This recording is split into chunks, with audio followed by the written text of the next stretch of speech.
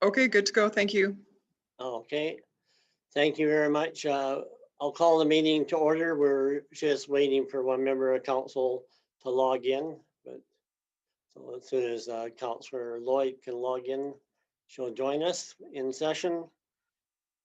And the first order of business is calling the meeting to order, and then item 1.1, conflict of interest. Does anybody have any conflict of interest or pecuniary interest on any items arising in today's agenda? If so, please indicate.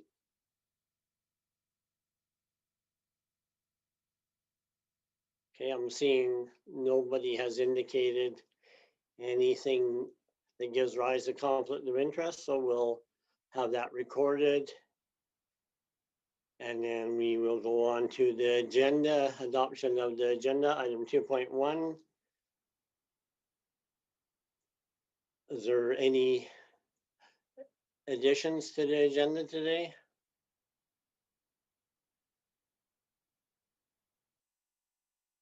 Does anybody care to move the agenda? I'm not seeing all the members of council when I'm. Maybe I'll try that. Okay, there we go. Okay, so I'll ask for the agenda again. I just got a better view of everybody, so I don't know if anybody indicated if they want to move the agenda. Councillor Amy moves the agenda as circulated. Any discussion? Call the question, all in favor? And that's unanimous. Myself, Councillor Simpson, Councillor Chapman, Councillor Pauls, Councillor Holm, and Councillor Avery. That's unanimous for the 6 of us that are on the call right now. Then we have the minutes, the special council meeting minutes of March 4th, 2021. Any errors, omissions?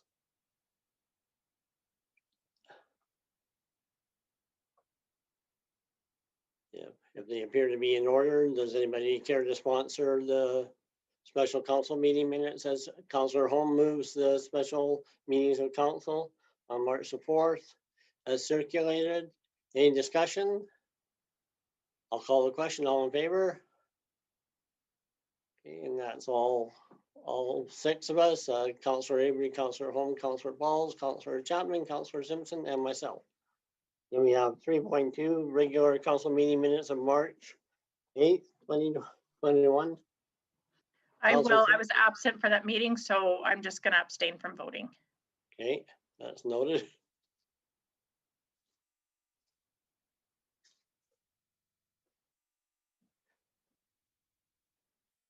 Are there any errors or omissions? If not, I'd entertain a motion to adopt those minutes as circulated, if that's agreeable. I'd move to adopt them as presented. Okay, thank you, Councillor Holm. Any discussion?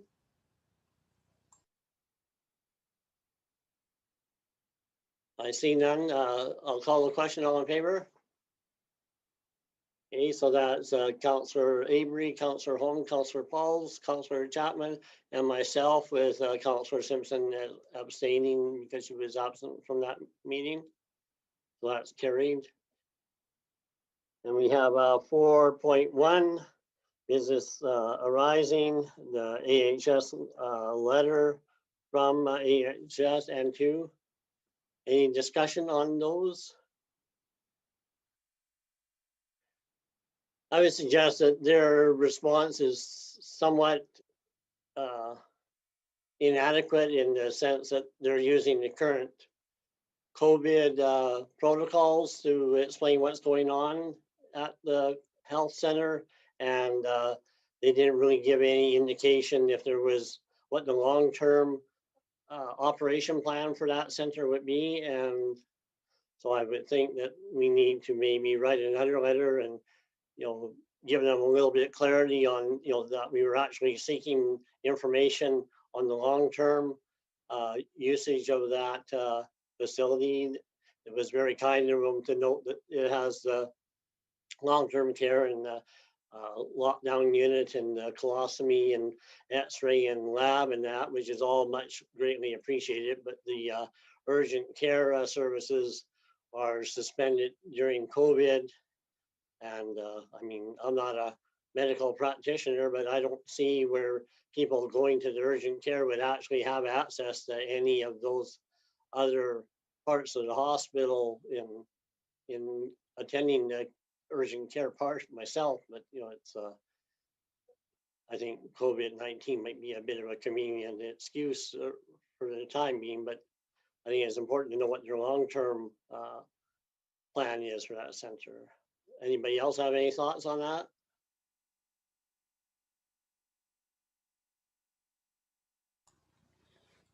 Councillor Chapman, then Councillor Holm. Yeah, thank you, Worship, and I support that your thought process there, and a follow-up letter to request the long-term vision for our long-term care in Coaldale. Go ahead, Councillor Holm. Thank you, Your Worship. I agree that we need to follow up with the letter, but I think the letter should be very specific in what we want and an invite for them to meet with us face to face so that we can ask the questions and not have a letter war going back and forth with us asking the question and them almost not answering the questions that we're asking. So I would certainly like it to include a statement in there asking for them to meet with us face to face. Okay, so I entertain a motion to that effect, if anybody cares to do that. I would certainly move that we write a follow-up letter to Alberta Health requesting again an answer to the questions that we asked about long-term care and ask for a face-to-face meeting. Okay, so with regard to urgent care mostly is what we wanted, but I'm sorry, urgent care, not long-term. okay. So we have Councillor Holmes' motion for more specifics on the future of urgent care in Coaldale and a request to have a meeting at the earliest opportunity. Any discussion on Councillor Holmes' motion? Seeing none, I'll call a question. All in favor? And that's carried unanimously by the members of council present, Councillor Avery, Councillor Holm, Councillor Pauls, Councillor Chapman, Councillor Simpson, and myself. Mayor Craig, I would just like to note that Councillor Lloyd entered into the meeting room 2 minutes ago. She doesn't have her camera on, but she is present here. Okay, thank you. So Doreen, we went through the pecuniary interest, conflict of interest at the beginning of the meeting. And I just want you to confirm with Lana if you have any matters on today's agenda that cause you to have a concern about pecuniary interest or not, okay?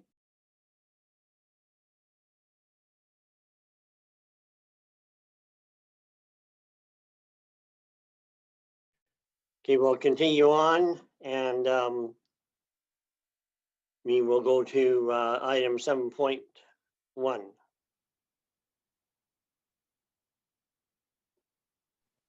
And that would be Spencer Coaldale would be introducing that topic. Welcome, Spencer. Thank you, Mayor, and good evening to you and Council. The item before you this evening for item 7.1 is a application for a land use rezoning, which would be proposed bylaw 804-P-03-21. And the item before you this evening is for consideration of first reading of that proposed bylaw. An application has been made by the property owners to redesignate these lands, which are legally described as Lot 4, Block 12, Plan 9112556 from the current zoning, which is industry, to the highway commercial or C2 zoning. As per the descriptive narrative provided by the applicants, there's no particular reason for the rezoning other than they believe that highway commercial may be a more suitable fit for that particular property, given that it's located just east of Highway 845 and just north of Highway 3. So there is a brief description in the staff report indicating that when we compare the permitted and discretionary uses in the industry zoning with the permitted and discretionary uses in the highway commercial zoning, the descriptive narrative is accurate in the sense that given the location of this particular property and the surrounding land uses. Lana, I don't know if you could go to the last page of the report, but it does show the zonings surrounding the property in question, which is highlighted by a bold black outline. So in keeping with the development that, oh, maybe not the last page, sorry about that, Lana, it's page 19 of 135 in the agenda. So just after the page you're on there. There we go. Okay, so as we can see, the property itself is currently zoned industry. The 3 properties to the west are zoned highway commercial. So the intent would be to align with the uses that have historically and are now occurring on the properties to the west, in the sense that similar uses would be considered or be able to be considered if this property were to be zoned highway commercial. So with that, it is staff's recommendation to consider first reading of this bylaw and schedule the public hearing for April 12th at 5:05 p.m. I'm happy to answer any questions council may have. Any questions through to Spencer on this bylaw?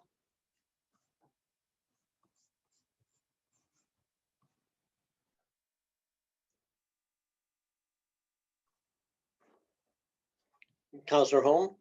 Thank you, Your Worship. Through to Spencer, do you know what historically has been on that site for businesses? Is that where the fertilizer dealership was in the past? Excellent question. Through the chair to Councillor Holm, that is accurate. And so the applicant and myself have been in discussions regarding what type of environmental site assessment might be suitable for any development permits that they would wish to apply for on that property. It's not typical that that would be requested at a rezoning phase, but certainly prior to anything actually being developed on site, that would be investigated further to make sure the proper steps are taken. Great, thank you.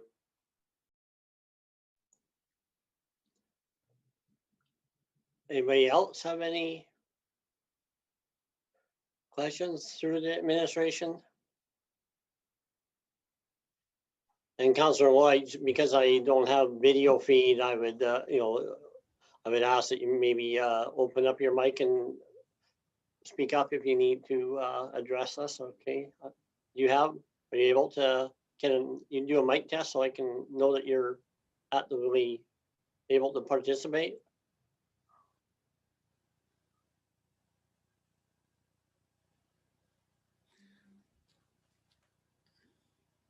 Lana, have you checked with Councillor Lloyd to make sure that she's actually able to get two-way communication on this? Yes, I have, Mayor. She can't hear anything in the meeting right now. And we can't communicate with her. And so I'm trying to message her to get to restart and come back into the meeting. So the record will show that she's not present at this current time then. And, okay. Thank you. Okay, and then Councillor Holm? I'd move first reading. Okay, any discussion? I see none. I'll call the question. All in favor? Okay, and that's all 6 of us. That's Councillor Avery, Holm, Pauls, Chapman, Simpson, and myself in favor. Okay, and then that also would include the fact that the hearing will be on April the 12th then, as well then, right? Okay. All right, and then we have the next item 7.2 and bylaw 805P03-21 and Cam Mills gets honor of introducing that one. Go ahead, Cam. Thank you, Mayor Craig. I just want to confirm the volume's okay. Good, awesome. Okay, thank you. So I also have a rezoning bylaw to present to council. This one might take a little bit more time. I actually have a PowerPoint presentation that I'm going to queue up. Lana, I'm assuming I have control here, and I'm just going to pull that up real quick. So is that PowerPoint presentation visible for everyone? Yes? Okay, good. I will. I'm going to turn off my video for the sake of not distracting your attention away from my carefully crafted slides. So again, thank you, Council. So I'm here to speak, as mentioned, the land use bylaw, rezoning bylaw 805-P -03-21, which is the rezoning of a parcel of land currently zoned as commercial C1 to the direct control district in order to allow for the opening of a cannabis retail sales facility. This represents first reading of the prospective bylaw.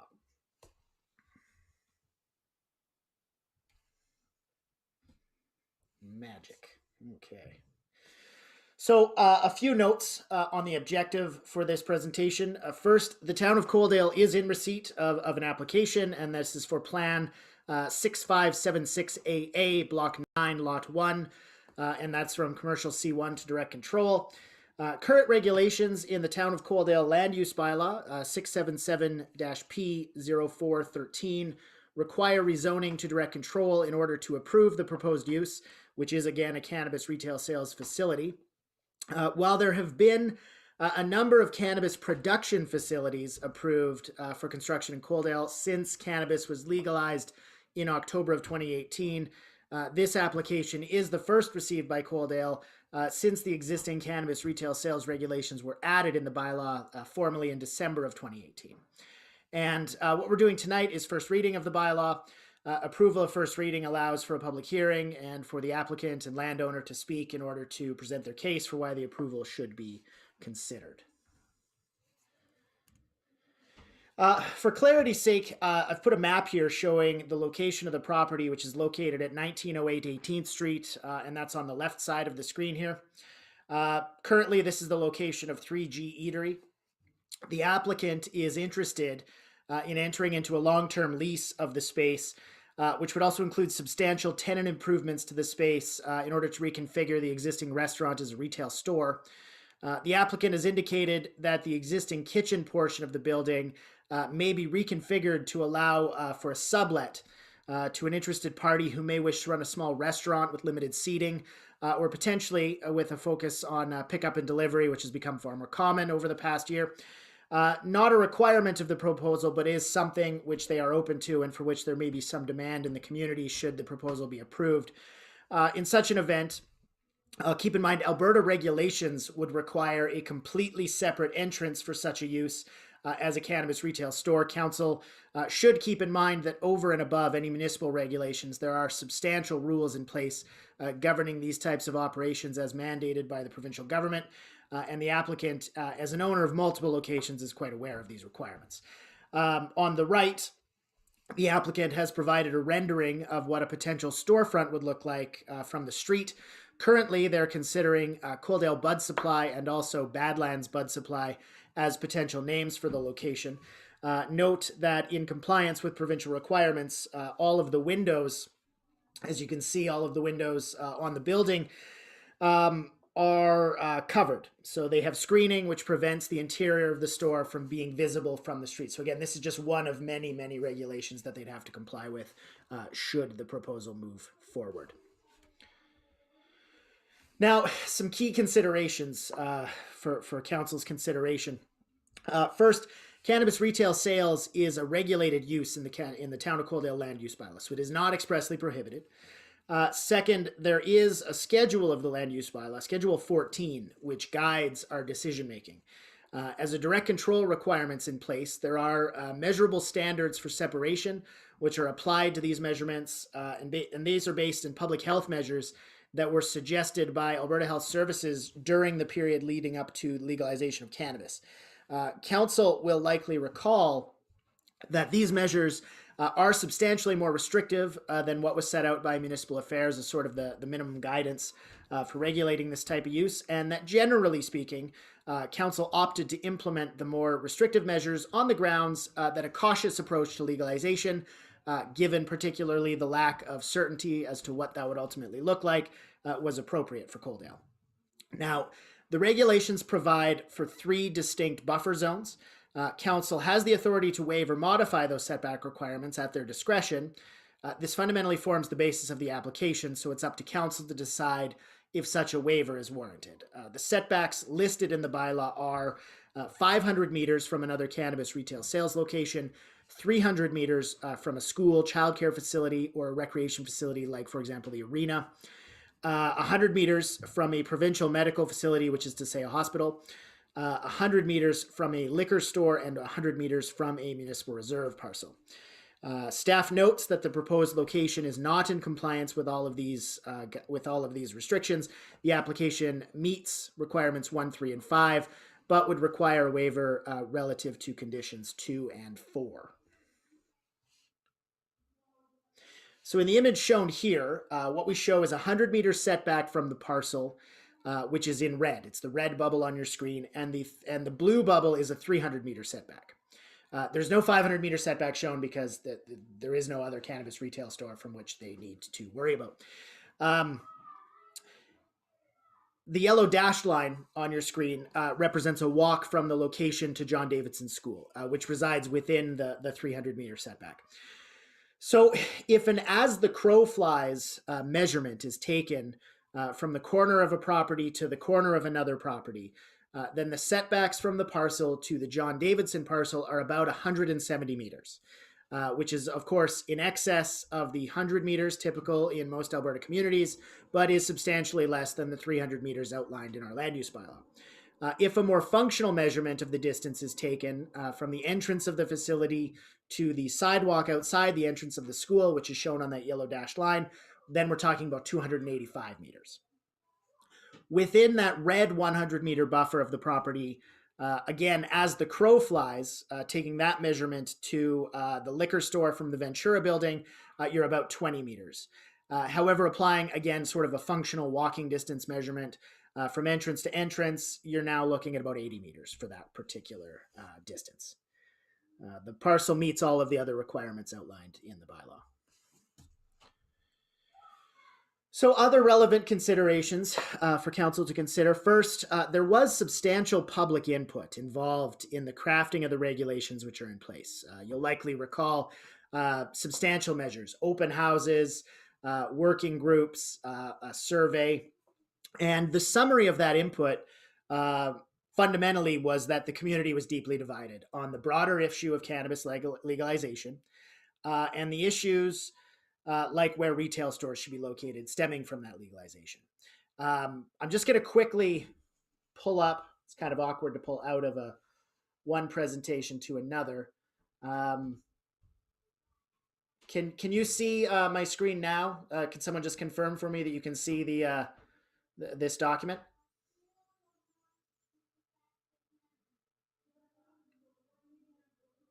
I just need a verbal yes or no from someone. Yeah, we can still see the PowerPoint. We still see the PowerPoint. Okay, well then I have to do this differently here. Hold on. I'm just gonna stop my share. I'll go with a new share.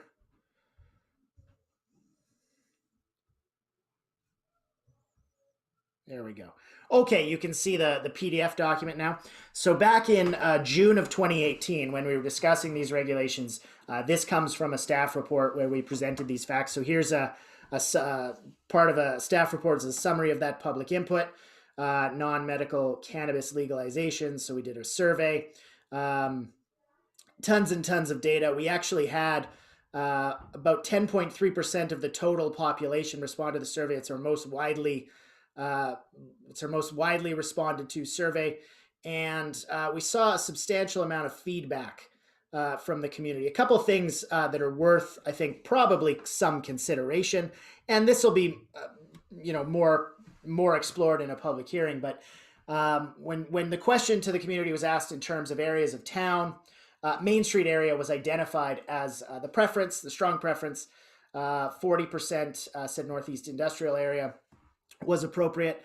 And from a zoning perspective, same question. The number one preference was to apply it to the commercial C1 zoning. And the second most popular choice was to require direct control. So that's, again, just something for council to keep in mind with respect to that. And I'll just pull my survey up here again.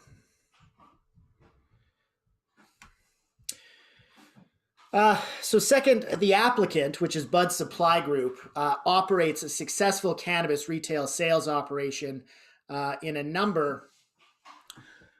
Oh, sorry, hold on. Of course. There we go. So yes, Bud Supply Group operates successful cannabis retail sales operations in a number of Southern Alberta communities and is experienced being the first such business in a community where a significant portion of the population may have concerns or reservations pertaining to cannabis retail sales. Current locations for the company include Lethbridge, Tabor, Vulcan, Claresholm, Fort Macleod, and Pincher Creek. And the applicant has provided 2 letters of support, which were attached to the application, and the third, which just came in today. In support of their application, the third letter of support that came in today was from their landlord in Lethbridge, and I can provide that to council should they desire to see it. These letters of support demonstrate that the applicant is likely to be a good corporate citizen should the application prove successful. Third, the regulatory framework for cannabis retail sales extends beyond the municipality. There are significant regulations in place at the provincial level, which the applicant is better versed at speaking to and would be provided that opportunity at a public hearing. For example, there are requirements with respect to the storing of a product in a safe way while the business is closed in order to deter break-ins, for example, on top of any number of other regulations. The application itself provides council with an opportunity to consider the regulations which were put in place over 2 years ago. I think it's fair to say we've all had an opportunity to live in a world over the past 2 years in which cannabis is legal, and we've been able to see firsthand what the impact of these types of operations really is. We also know that at this time there are no approved cannabis retail sales locations in Coaldale. There have been a number of interested inquiries. I've received about a dozen. However, given that there are no locations in town which actually fit the prescribed setback requirements perfectly, no party to date has been willing to take the risk and spend the $1,000 to seek rezoning for a parcel which only partially complies with the requirements, because this is a non-refundable fee. This compares to Lethbridge, where these locations are a permitted use in 6 commercial zonings and where 42 approvals have been granted, and also to Tabor, where the use is discretionary in 2 commercial districts as well as the direct control district, and where 2 approvals have been granted. Lastly, council has the opportunity now to consider this application, to make a determination on the merits of the proposal, and at your discretion, that can be used for a determination to inform future amendments to the land use bylaw if that is deemed warranted. Lastly, I'll just speak to the bylaw itself. So a couple of notes here. It provides for all of the uses of the commercial C1 zoning. So if the use is in place and then the occupant wants to shift or to partially shift, so for example, to say a pizza restaurant, a rezoning hearing would not be expressly required. So this is quite simply, it's simpler, it's less costly for the business owner, it's more efficient for staff. Second, it provides for staff to make a determination on the development permit side of the process. Given that, if rezoning is approved fundamentally, then there's been an approval granted for the use. Again, this is simply cheaper, faster, more efficient, than requiring another presentation to council over what is largely the same issue. Third, and this may go without saying, but recognizing that cannabis legalization generally is a complicated topic. I'll remind council that what we're looking at here is first reading of the bylaw. So with that said, recognizing that the use proposed is regulated within the land use bylaw, is not strictly prohibited, and out of respect for the purpose of public hearings and the opportunity for open discourse that must be provided with respect to all planning bylaws, including this one, in alignment with the Municipal Government Act, staff's suggestion here is granting a first reading of the bylaw. By doing so, we'll provide the landowners, the applicant, the community members, both in favor and opposed, and even those who are just curious, the opportunity to provide input and to sort of speak to the issue prior to a decision being made. And with that, I will turn my camera back on and open myself up to any questions you might have. Okay, I'll let council weigh in if they have any questions to direct to administration.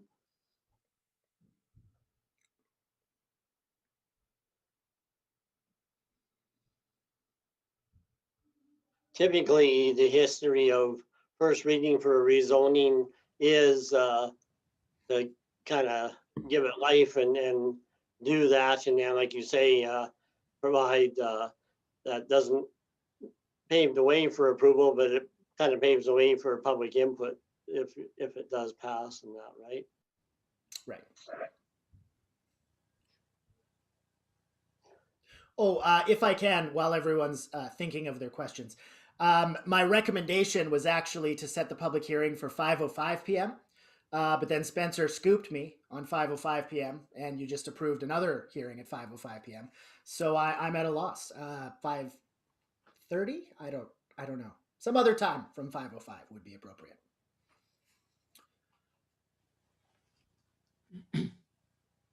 Councillor Chapman? Yeah, thank you, Worship. Just a couple of questions through to Cam, if I may. I don't want to kind of redo the whole public open houses and all that sort of thing that we already encountered. We had very clear indication from the public. It was pretty much 50-50 letters of support or of support, including one from the Chamber of Commerce. We also received letters of concern from the community, which in all fairness is an indication of where this community stands in part. My question to you is two-part. One, in favor of a direct control situation, how soon is the applicant, and I'm not too sure who the applicant is. Is it Chase Bennett or is it 3G? Yeah, so thank you. Chase Bennett is one of the principals of Bud Supply Group, which is a company. So they have each store is sort of uniquely named, but Bud Supply Group is the overarching company, if you will. And so Chase is the representative of that group. He deals with the regulatory issues and the approvals and things like that. So the owner of the building, which is the owners of 3G Restaurant, are certainly in support of the application. They say it in fact, and as discussed in my staff report, there was some discussion. This sort of happened concurrently because what happens is in my role in economic development, I field queries from the business community, current and potential. And there was a desire to be located somewhere in town. There are only so many spaces that are, of course, available. I had also had conversations with the owners of 3G about potentially looking at alternative uses for the space. And there had been some discussion about potentially engaging in this business themselves and making application of their own, though there was some fear about the risk of doing so with the uncertainty with respect to zoning. So then when these two parties merge, I simply put them together and said, you can have a discussion, and that's occurred. And they've both agreed that the best path forward for them is for the owners of 3G to act as a landlord and for Bud Supply Group to potentially come in as a tenant at the location. My second question to you, Cam, is how soon is the applicant wanting to move on this, which means it's a two-part. One is how soon, and the second part, I believe it's a full takeover of the whole building for Bud Supply Group. So we're going to be losing a restaurant from this. Yeah, so I'll speak to that. First of all, whether rezoning is approved or not, you have the ability to lose a restaurant, right? We don't have the ability to force a restaurant to stay open, and it's been a rough year. I think everyone can agree in that particular industry, not just from a profitability perspective, but from a stress and a time perspective. I think we can all appreciate that. So whether we lose 3G or not really has nothing to do with council's decision on the matter. The idea, the concept, as I understand it, and really they can speak better to it than I can, but the idea is that they would lease the entire space, and that gets the owners certainty, and that's done. And then they would certainly be willing, they don't need the kitchen portion. And so the way that 3G is allocated, when you looked at that picture I showed, of that picture when you're facing the business, the kitchen is all on the left side, as you likely are aware. And so there's certainly the possibility to put a new front door on the left side of the business and have a direct entrance to the kitchen area, which then would probably have room for certainly bar seating, maybe 2 or 3 tables, and a full kitchen. So Rent is typically on a per square foot basis. If you're renting, at $20 a square foot, you want to rent less rather than more in order to improve your profitability in that industry. So I think that they're certainly open. In fact, they would prefer to have another tenant in the business, just from a walking traffic standpoint. They'd certainly, I think, love to have a pizza restaurant in there or something like that. Certainly wouldn't hurt. But they're also willing to take the entire space. So obviously the owner likes that, because then they don't have to worry about this is the tenant that's taking on the cost of the retrofit. They'd wall everything off. There'd be separate entrances. They're totally in favor of doing that. They're also happy to simply take the whole space. It's a fairly flexible application. I can't remember if I answered the questions. I was talking quite a bit, so. I do have a few more, but maybe other members of council want to speak into it. Councillor Simpson? Thank you, Your Worship. Cam, the one question I have, so if we keep this under direct control, and let's say we voted in favor of it tonight, what does it mean for the future of, have we set something that, it's going to get the ball rolling on other things, or is it something we can do a one only? Very good question. And that's often a question that's brought up in these types of, land use type matters. The reality is there's no precedence in these types of decisions. The reality is every piece of land is unique. The rules we have in place, they're set in 2 years ago, certainly with the best of intentions. It's simply up to council now. With direct control, you have the ability to modify any of those requirements. So even though it says, oh, well, we shall do this and we shall do that, the reality is you have full flexibility to decide whether or not with any particular parcel, whether or not the rules make sense. And so my personal view on this is to say, we have the regulations. You also have the spirit and intent of the regulations, right? So obviously the rules are that you want them to be a certain distance from a school. You say 300 meters from a school. It's reasonable to ask the question, what's better? 300 meters from a school across an open span where both are visible from one another and across which, students travel in order to walk home, or closer, but around two corners and not on anyone's walk home? Which one actually serves the purpose for which the rule is created? So you can certainly choose to apply the rules directly, or you can certainly say, well, in this case, there's some measure of reasonableness to being a little more flexible on that.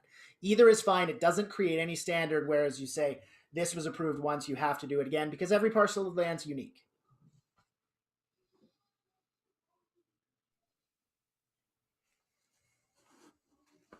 Anybody else have any?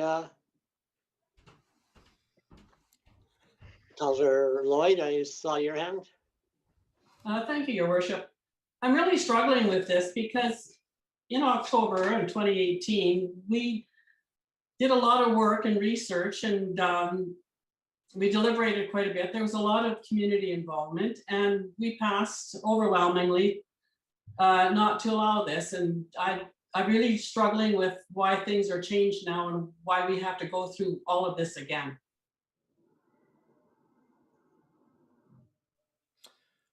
Okay, so if I can, what was decided in October 2018 was explicitly to allow for cannabis retail stores to be located in Coaldale, not to not allow, because cannabis legalization has happened. It is legal. And as you'll recall from that discussion, there is simply no opportunity to simply say we're banning this use from town. We talked about the legal implications of doing that. What we did was we applied, generally speaking, the Alberta Health Services measures, and we have them in place, and they're still in place.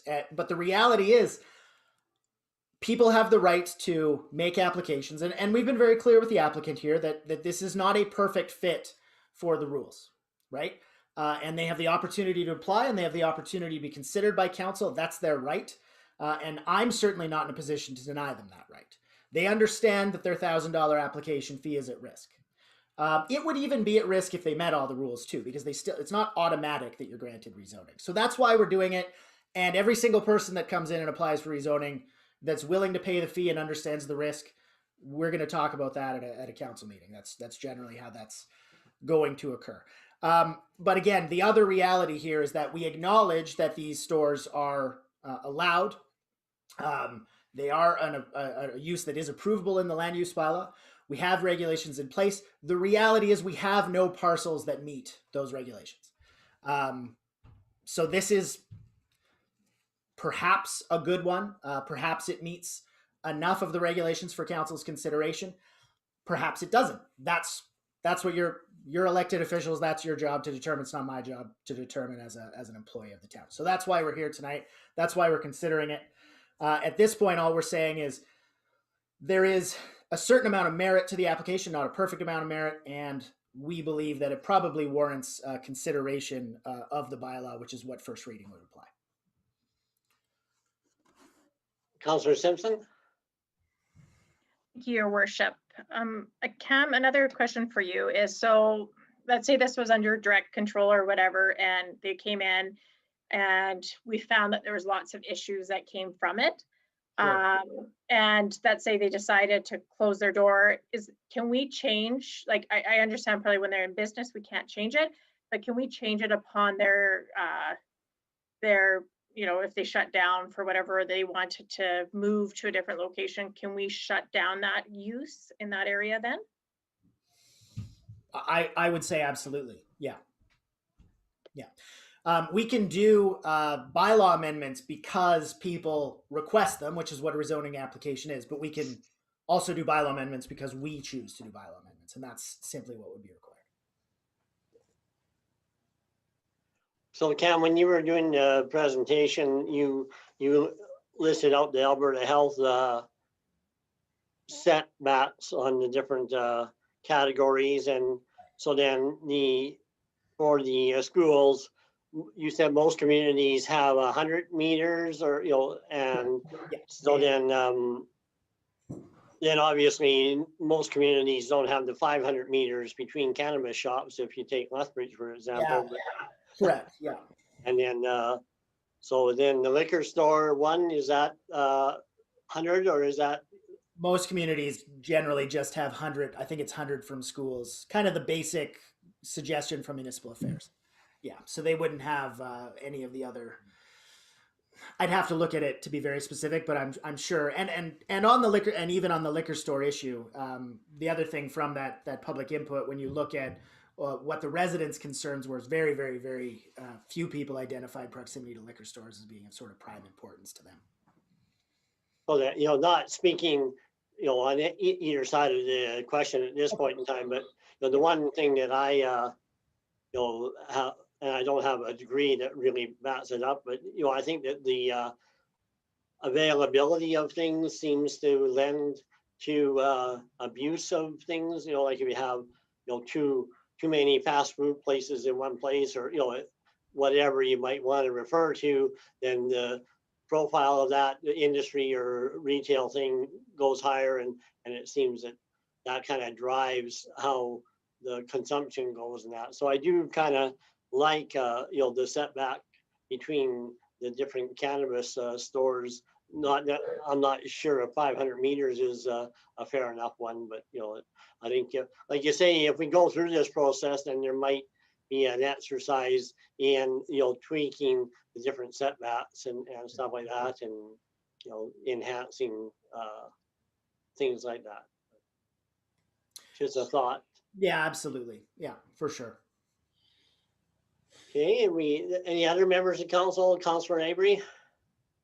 Thank you, Your Worship.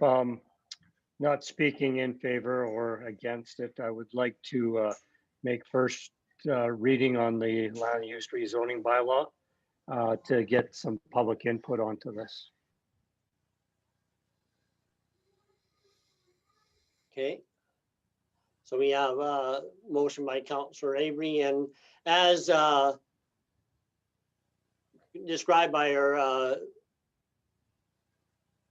legislative coordinator, there was some confusion on first readings and that. So it is possible for first reading, a person can vote their conscience on first reading. It doesn't, you're not mandated to vote in favor or whatever. I guess the description that Lana sent out earlier was that, first reading, if there's a motion for first reading, it can't be debated or amended, is where we're at for the first reading part. So we have a motion on the floor by Councillor Avery for first reading of this bylaw. And I'll call the question. All in favor? Okay, so we have, okay, so then opposed? Okay, so we have Councillor Lloyd opposed, we have Councillor Holm, Councillor Avery, Councillor Pauls, Councillor Chapman, Councillor Simpson, and myself in favor. So first reading passes, and I would think that we would set the public hearing time 5:15 probably. I don't see that the first, you know, I mean, if I'm gonna make an educated guess, I don't think the first bylaw that we pass tonight will require too much time at a public hearing, so I imagine we could deal with that at 5:30, 5:15 on the 12th then. Is that agreeable with council? Would that be all right for your motion, Councillor Avery, to show your motion reflecting that time for the public hearing? Yes. Okay, all right, so that will be done for that, and that's time set for the public hearing, and Great. yeah, it'll be, look forward to April the 12th. Very good. Thank you. And we have item 8.1. Mayor Craig, I think Roger is looking to speak. Okay. Go ahead, Roger.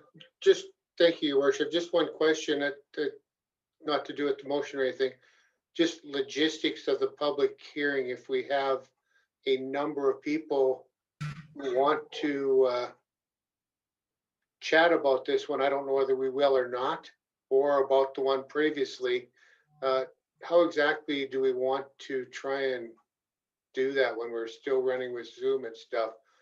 Do we have them set up a specific 2-minute time with Lana and they go bing, bing, bing, or how do we do that exactly? Lana, do you want to weigh in on? Yes, absolutely. We will require any resident to pre-register basically for the public hearing, so we can collect their contact information and then we can invite them into the call. I would have to set up a meeting or a waiting room on it so that we can enter them in as they come on, and I don't foresee any issue with it at all. Other municipalities have been operating this way all along. Okay, thank you so much. That's good. Okay, good question, Councillor Holm. And then we'll move on to item 8.1, and I believe Spencer will lead the discussion on that. So I'll turn it over to you, Spencer. Thank you again, Mayor. So the purpose of this item is to bring forward for further direction from council 2 motions that were made in 2017 and 2018, both of which relate to the transportation network in the South Coaldale area, and more specifically the area east of Highway 845 and south of the SMRID Canal. Now, there's a lot of specific information in the staff report, as I wanted to be as comprehensive as possible presenting the item to council. I'm certain that the majority of council, likely all of council, remembers the details of the particular motions that were made at that time. And this all stems back to the idea that there was in 2018, motion for deferral of consideration of specifically what to do with some of the transportation components in South Coaldale until a transportation master plan was completed and approved by council. So now that that's been finished, we have the matter at hand in front of us. Speaking more generally, because there is a lot of specific information in the item, I just wanted to note that in a general sense, when we look at infill development and underdeveloped neighborhoods that had initially been annexed and set aside for future urban development at some point in the future, it's not uncommon to inherit some transportation network challenges and issues that need to be worked through. And it's not to say that any of the previous councils or administrations that may have made decisions around some of the ways that the transportation networks in these, I guess we could use the term infill areas, have evolved. That's not at all the case. It's typically going to be the case that the council and administrations at any one point in time are going to make the best decisions that they can make based on the best information that they have. And so hindsight is tricky to navigate in that sense. Now, the way that all of that relates to this particular item is that as a part of the new transportation master plan the town council had approved late last year, there's effectively a roadmap as to how to deal with these types of issues, these historic issues that we do have, and we will, like many other communities, always have in our community. And what I've suggested in this item is to highlight the fact that we have a need for good technical information to inform what, based on transportation engineering, that is to say modeling and transportation engineering best practices and standards and things of that nature, what are the best ways or options forward for how to manage the transportation network in this part of Coaldale. And then on the other hand, we have a need for understanding what the community feedback is going to be based on that transportation management and transportation engineering best practice, or suggestions for what options might be best considered in this type of context.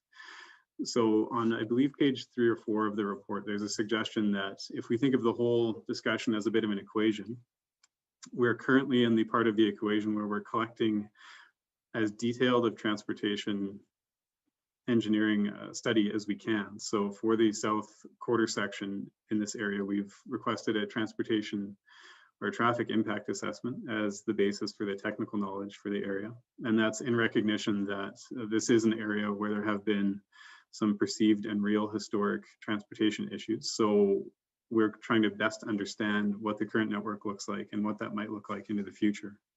We also have a need to understand the current context of the community, what the community may think of some of these transportation technical matters, such as the results of the TIA, and other more specific elements, such as how traffic flows from east to west and north to south in this particular area.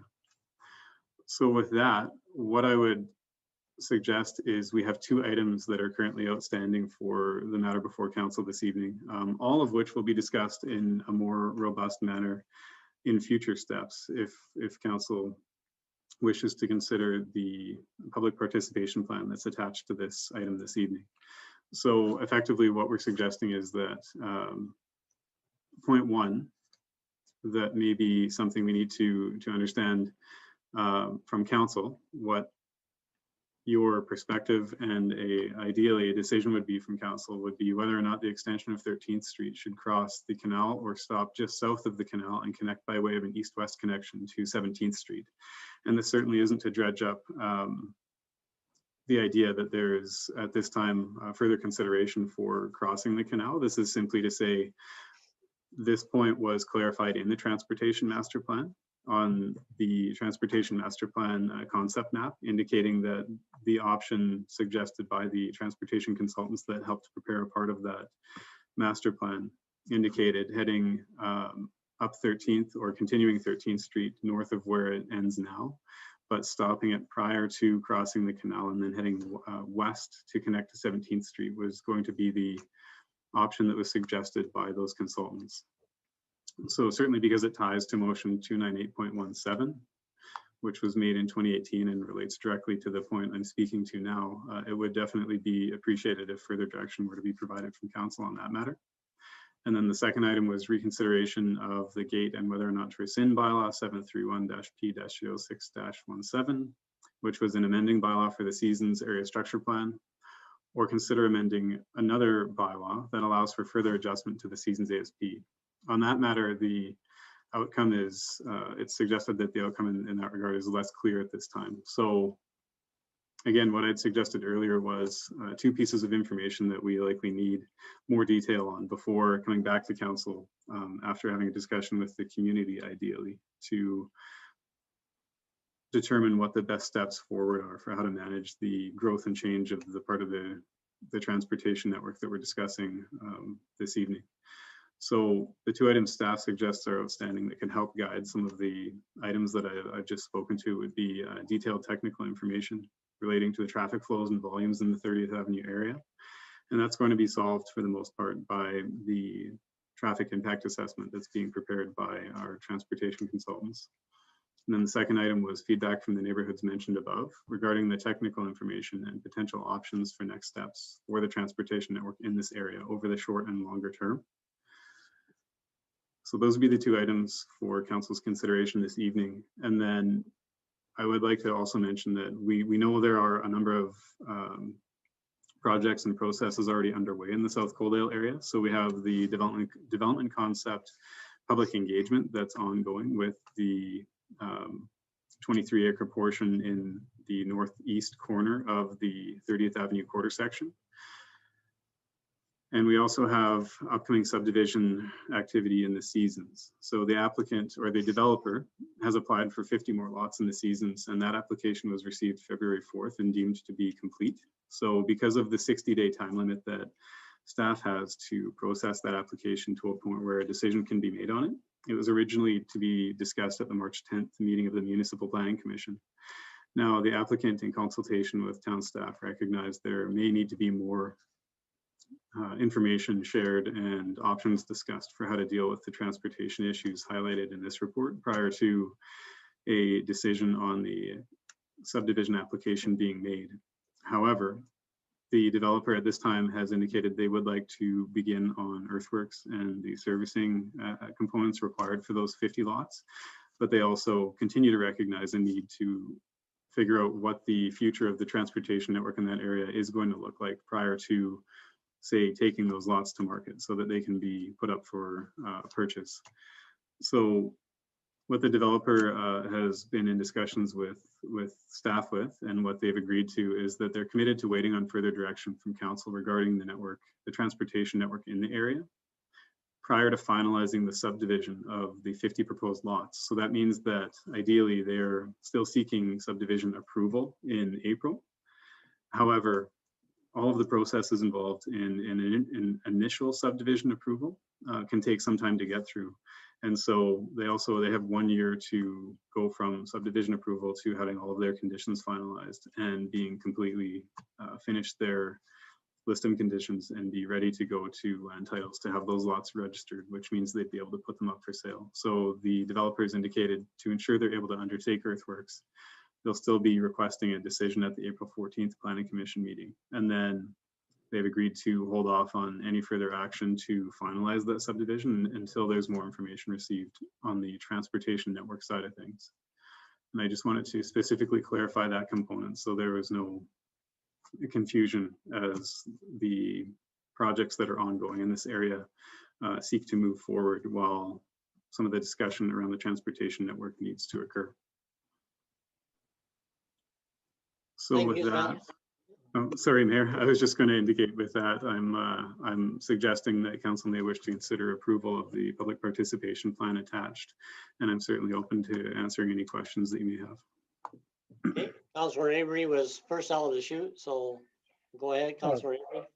Thank you, Your Worship. A couple questions, Spencer. One is 8th Street. So with this subdivision, is there going to be any more upgrades to 8th Street? And then the other one is, I thought in that master plan, we weren't putting another road in for 24 or 25th Avenue, and 23rd would going to be suffice, go to 17th, and then cut across a new development and then up 13th. So why are we now talking about another road going just south of the canal down that alleyway? Well, certainly. Thank you for the questions, Councillor Avery. Through the chair, to answer those questions, I'll start at question 2 and work backwards. I may have not been as clear as I could be on the question of where that road, the east-west road, would be south of the canal. That would effectively split the two approximately 11.5 acres lots that the developer has purchased in half. So it would provide internal circulation for a potential new neighborhood, as well as an east-west connection from 17th to 13th. So it wouldn't be a single loaded road. It would have homes on either side of it. I hope that provides additional clarity. And then on the matter of 8th Street, I'm not aware of any further direction to continue to upgrade that road at this time. However, it could certainly be a point for discussion as we move forward with public engagement to see what, if any, feedback there might be in that regard. Yes, thank you, because I believe the developer was supposed to do something with that originally, and it never did transpire, and the town ended up bringing that back to a gravel base. So it would be nice to make sure that the development is held accountable.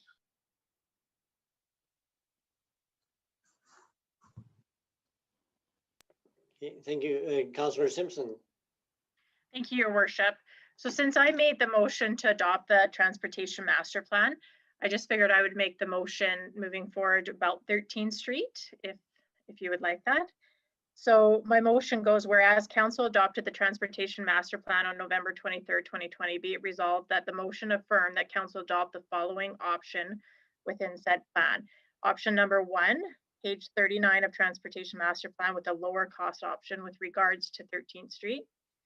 That it not extend through the canal at this time, but instead partially extend north from the eastern boundary of 30th Ave, such that an additional east-west connection to 17th Street is created on the south side of the canal. Further, that the proposed public engagement plan to be adopted after being properly amended to reflect that council adopt option number 1 with respect to 13th Street. Okay, so we have Councillor Simpson's motion on the floor. Any discussion to that motion or questions? Councillor Chapman?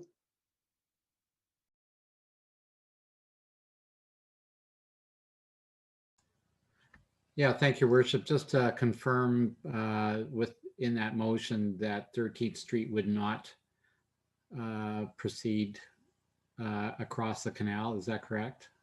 Is what you're proposing in that motion? Yes, it would not cross the canal. Okay, all right. Thank you. Because also there is another plan that I saw or in an agenda somewhere that showed more collector roads to the south of 30th Avenue. So that was part of my, so I'll support the motion. Any other questions? Okay, I don't see any members of council indicating any more questions. So that motion clarifies the aspect of 13th Street that you were seeking clarity on, Spencer, and it also approves the public engagement. And I think Councillor Simpson noted that part of that template public engagement referred to 13th Street going across the canal. So I think you should have to amend your materials or whatnot a little bit that way if the motion passes. So I don't see any more members weighing in, so I'll call the question. All in favor? Okay, and so we have all 7 of us in favor then. Councillor Holm, Lloyd, Avery, Pauls, Chairman Simpson, and myself in favor. So does that suffice for the direction you need for now, Spencer? It certainly does. Thank you, Council. Okay, and then we have item 9.1, public participation resource summary. And we have Leah and or Melanie that will be presenting on this. Leah, go ahead, please. Good evening, Mayor and Council. Leah and I both created this report and we're both going to be presenting. So I'll start off and then I'll pass it off to Leah. So the following report is to provide Council with information regarding the streamlining of engagement practices on a staff level, as well as to provide a resource or the community dialogue toolkit that can be provided to anyone who wishes to make use of it. So this can include developers, community groups, residents, or any other individual that's planning to meaningfully engage.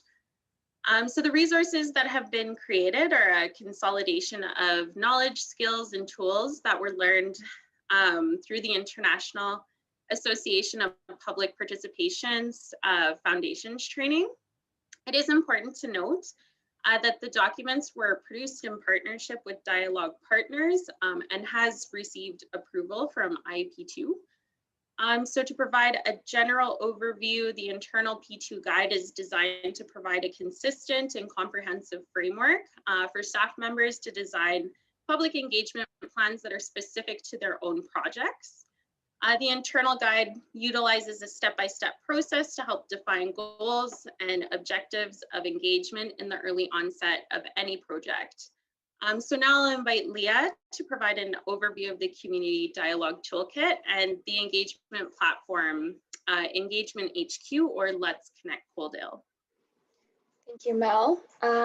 So as Mel mentioned earlier, we created the Community Dialogue Toolkit, which is a document intended to facilitate constructive conversations within the community between the town, community members, and private and public stakeholders, which is attached to the report if you would like to browse through it. And then moving on to the next engagement tool.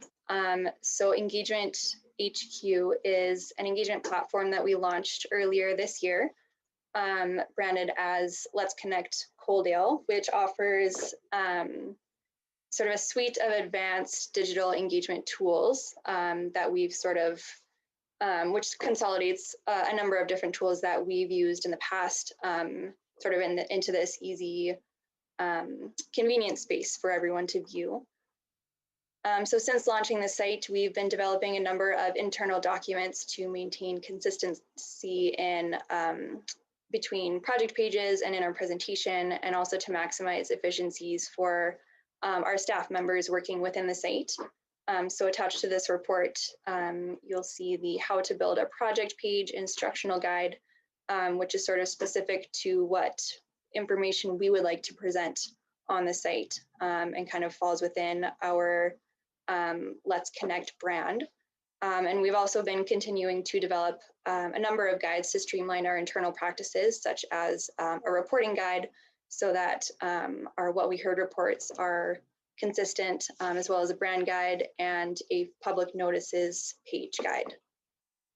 So I'll just pass it back to Mel for the next part. So just to conclude with the report, I think it's important to clarify that all of the information and resources have or do align with the town's current public participation policy. However, these resources are not proposed to be formal policy directives, and they're not going to guarantee that a project would be approved by the town. Rather, they're intended to be resources that staff, that provide guidance for staff, community members, and key stakeholders, so that they can meaningfully plan and encourage dialogue around projects that require a decision. So just to finish off, our recommendation is that council accepts the public participation resources summary report for information. Thank you. Council, do you have any questions through to administration, either Leah or Melanie?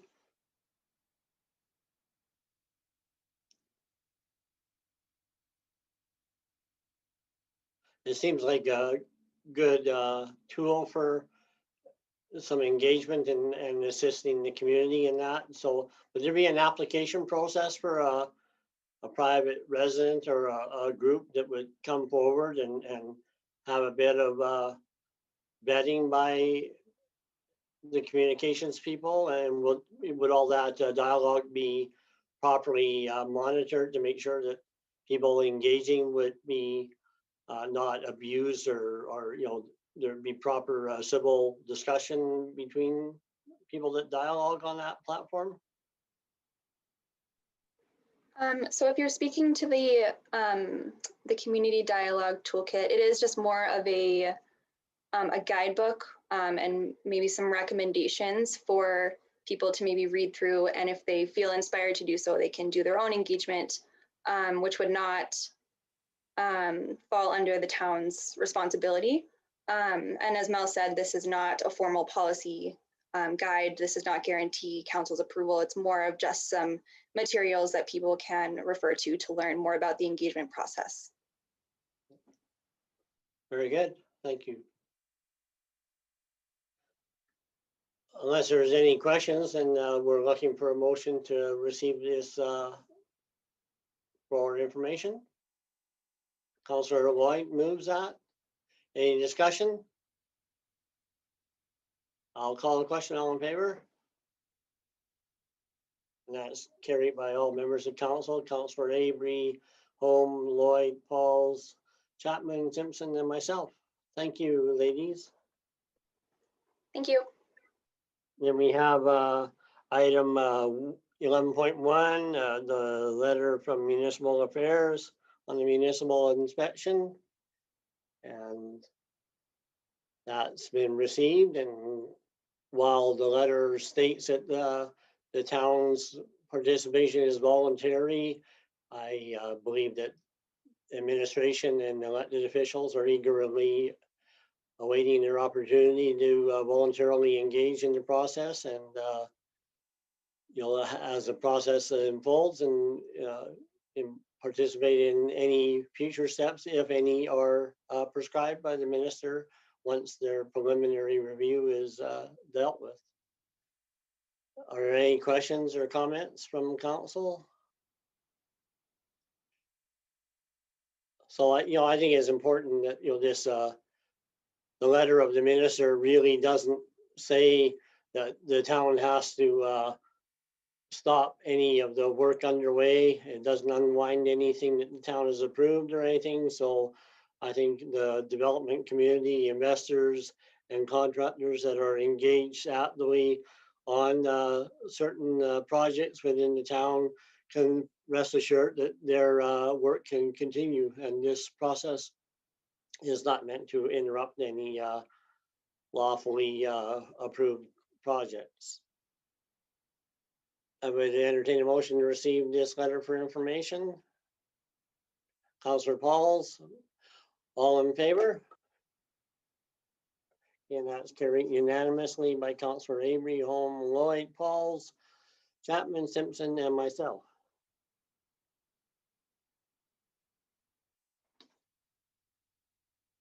Okay, and then we have information items, and an outstanding item in on 12.1, the GFOA Canadian Award for Financial Reporting, and we have probably our beaming Chief Financial Officer that's wanting to introduce and talk about this topic. So Kyle, the floor is yours. Yeah, thank you and good evening, everyone. So this is the second year the town of Coaldale, we received this financial reporting award, the Canadian award from the GFOA International, the US and Canadian body. This award was received for our 2019 annual financial report. So the Canadian Award for Financial Reporting was established to encourage municipal governments throughout Canada to publish high quality financial reports and to provide peer recognition and technical guidance for those preparing those reports. In attaining this, it represents a significant accomplishment by the town of Coaldale and management. The annual report has been judged by an impartial Canadian Review Committee members, which is designed to meet the high standards of the program, including demonstrating a constructive spirit of full disclosure and to communicate the town's financial story and to motivate potential users and groups to read the report.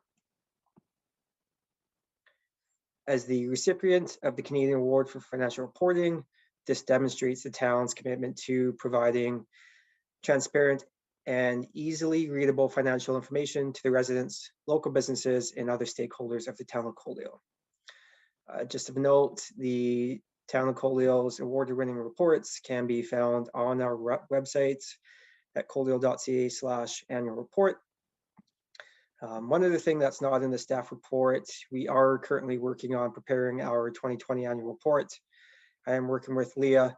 We are going to be launching a photo submission contest for the town of Coaldale. As part of these annual reports, we try to have as many good photos about the town of Coaldale in our report. We'll be reaching out to the community for those people to share their photos that they've taken of Coaldale and have them the opportunity to further be part of this annual report. So that will be launching shortly this week. So something to keep an eye out for. With that being said, that's all I have on this item.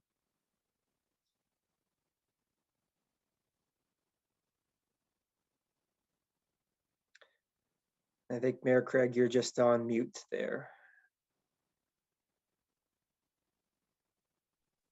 There, good. Well, sometimes the mouse works and sometimes it doesn't. Yeah, I wanted to thank you very much because it was just preparing a normal financial statement and a normal financial report is a lot of work, but to go over and above and produce quality reports such as you and your team do and be recognized by the international body is a testament to all the hard work that you do and the professionalism exhibited within your department. And on behalf of council, I want to thank each of yourself and your team members for all the collective hard work that goes into putting together such a very good and professional publication such as the one that you produced in the last 2 years. So, any questions or comments to Kyle? Does anybody want to sponsor the motion to receive this? Councillor Simpson moves it for information with our appreciation and thanks. Any discussion? All in favor? Okay, and that's approved unanimously. Councillor Avery, Holm, Lloyd, Walls, Chapman, Simpson, and myself. So thank you again, Kyle. And then we have the 12.2 Avail LLP. So we have the report from the auditors, the engagement letter. Yeah, nothing specifically here. This is just the pre-audit letter that we received from Avail, kind of going over the how they audit basically the risk associated, how they will be auditing the town, as there definitely are different techniques. Just for a timeline, this letter was received a little late, but they have already started their audit process, and that should be ready for council sometime in April here. Any questions through the Kyle? Okay, Councillor Chapman. Thank you, Worship. Maybe more of a comment than anything, that this is certainly a separate letter than the one from the Minister McIver on an inspections. Just to interpret what the audit really is. Okay. Well, yeah, and this is a prescribed audit that the town voluntarily engages in each year through chartered financial accounting firms and that. So motion to receive this for information. Councillor Chapman, all in favor? Okay, and that's carried unanimously by Councillor Avery, Holm, Lloyd, Pauls, Chapman, Simpson, and myself, and that's unanimous. And that concludes the public portion of the meeting. I entertain a motion to proceed into a closed meeting. That's made by Councillor Pauls. All in favor? Okay, and that's carried unanimously by Councillor Avery, Holm, Lloyd, Pauls, Chapman, Simpson, and myself, Mayor Craig. And so that ends the public portion of this meeting. And council will leave this meeting and then log into the closed session meeting separately.